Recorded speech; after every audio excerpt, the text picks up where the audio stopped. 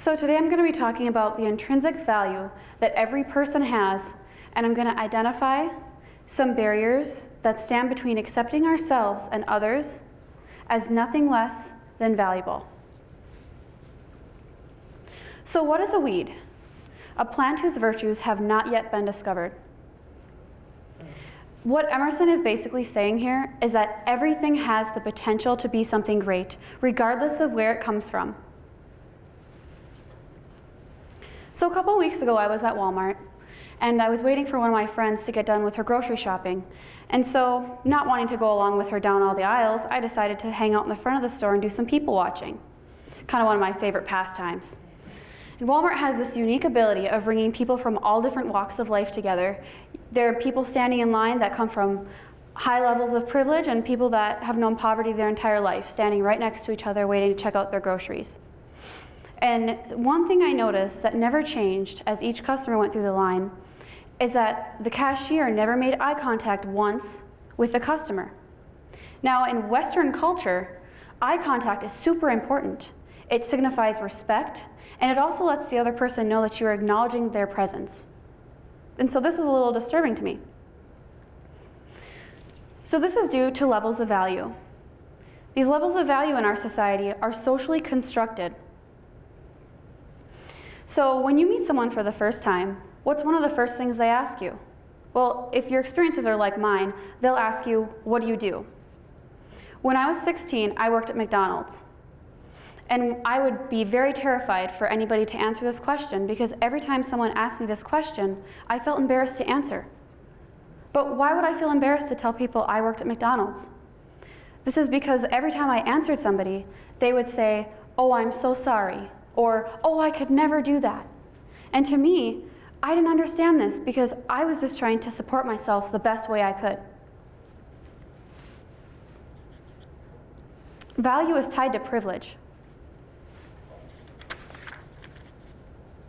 Those who hold more power and privilege control how the levels of value are defined and generally are seen as having more respect and having earned their place. And it's also believed by people in privilege that other people can attain this privilege by working hard enough. And this simply isn't true. On a whole, Western culture defines success based off of external things. We define success based off of money, power, wealth, popularity. So what are some consequences of these power levels? Unequal access to power and privilege. Those in positions of greater power want to maintain their hold. So by improving situations for people that are in lower levels, it gets to be more difficult. There are also fewer life chances. For example, African American males are much more likely than Caucasian males to become arrested and have a criminal history. Men have a greater chance of getting paid more than women for doing the same exact position. Resources are also controlled by the dominant group. Access to housing, healthcare, employment, and supplemental forms of aid are all controlled by the dominant group. So the question now becomes, what can we do? We can use narratives. A narrative is anything that is your story of who you are. Your narratives are impacted by who society thinks you are. In addition, all the feedback you get from the world around you feeds into your narrative of how you view yourself. So an important thing to keep in mind in the connection between narratives and what I've been talking about is internalized oppression. And internalized oppression is when an individual takes the ideas that society presses onto them and actually starts believing them. They start taking those stereotypes and actually living them. But we can be the authors of our own narratives. You can achieve all the goals you want regardless of where you come from, because you define who you are. And while society places pressure and ideas and judgments based off of who society thinks you are, you define who you are in the end. Expect setbacks. But when those setbacks happen, don't allow them to stray you away from your goals. So for me, coming from a home, single-parented, low income, I always knew that I wanted to go to college. But I knew that the only way that I was going to be able to finance my education was through scholarships. So in my high school years, I spent a lot of time digging up all kinds of scholarship opportunities and countless hours filling out these essays to meet all these scholarship requirements. And so I had one scholarship in particular that I looked up to above any other scholarship. And this scholarship was a $5,000 scholarship renewable for 4 years for a maximum value of $20,000. Very big deal for someone like me. And nothing could prepare me for the day I opened that letter after pouring my entire heart into a 500-word essay. And I opened that letter and it said, "We're sorry you have not been selected." That was hard for me. I internalized that "you have not been selected" as a negativity about myself. And that negative feeling poured into tons of other aspects of my life. So instead of just being a scholarship that I didn't receive, soon it became, "Oh my gosh, are you going to be a successful student in college? Are you capable of doing this? Do you have value?" All these questions that were affected by a simple rejection. We are all valuable. Every single one of you sitting in this room has value. And that value cannot be taken away by another person. It cannot be decreased.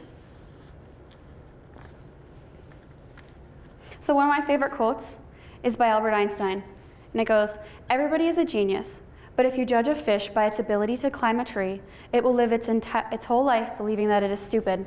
And I truly believe this, because if we walk around with judgments, we place blame on people, we say, your situation in life is a direct result of all the work you put into your life. And if we just go around with just being tough on each other, then that's only going to turn the cycle of all this oppression and unhappiness, and it really affects quality of life. But instead, if we focus on empowering, if we focus on encouraging people to stand up, if we focus on compassion and empathy, we can change this system. We can encourage people to be the best possible version of themselves in a world where everybody feels like they have value. So I'm encouraging all of you in this audience and all of you watching right now to be the change. For everyone in here, let's work together to shift a culture of power and privilege into a culture of acceptance where everybody has value and is appreciated. Let's empower others.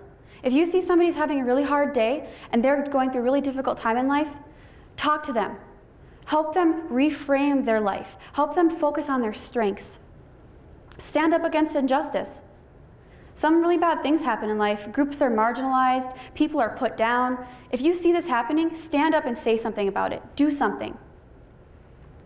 And for all of you on an individual level, focus on your strengths. Focus on all the things in life that make you a better person, that make you stronger, that make you happy. All the people in your life that make you who you are.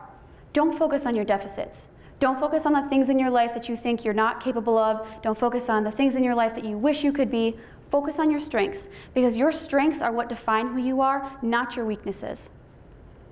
Be you and accept yourself, because at the end of the day, regardless of all the pressure society and everything else puts on you, you need to love yourself. Thank you.